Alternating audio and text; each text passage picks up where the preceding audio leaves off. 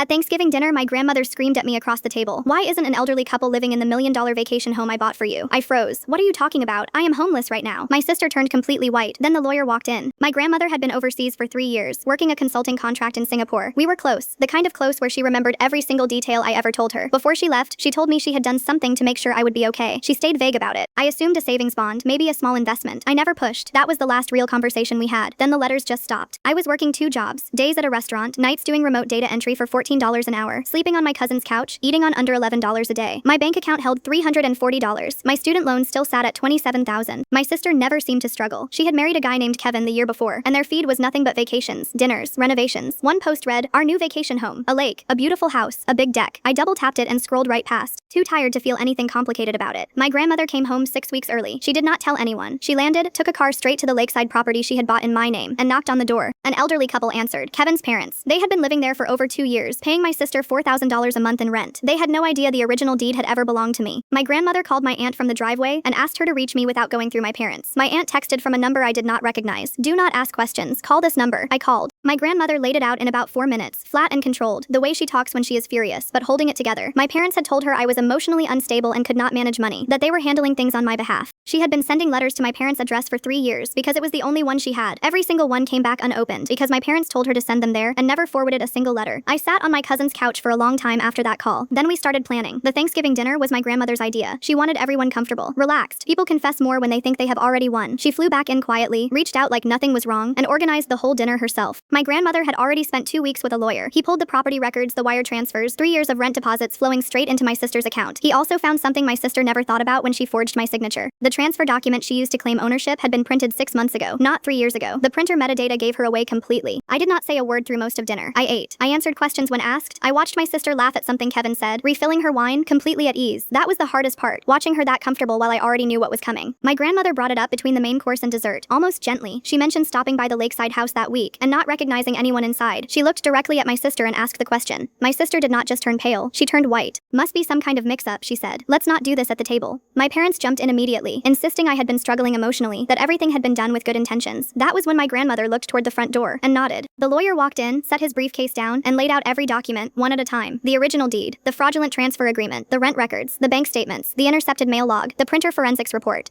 My sister looked straight at me. "You set me up. You set yourself up 3 years ago," I said quietly. "I just made sure there was finally a table to put it on." She was arrested before dessert. My parents were taken in for questioning that same night. The property reverted back to my name within the month. I do not feel triumphant about any of it. I just feel like I can finally breathe again. My bank account holds a lot more than $340 now. That is all I will say about that.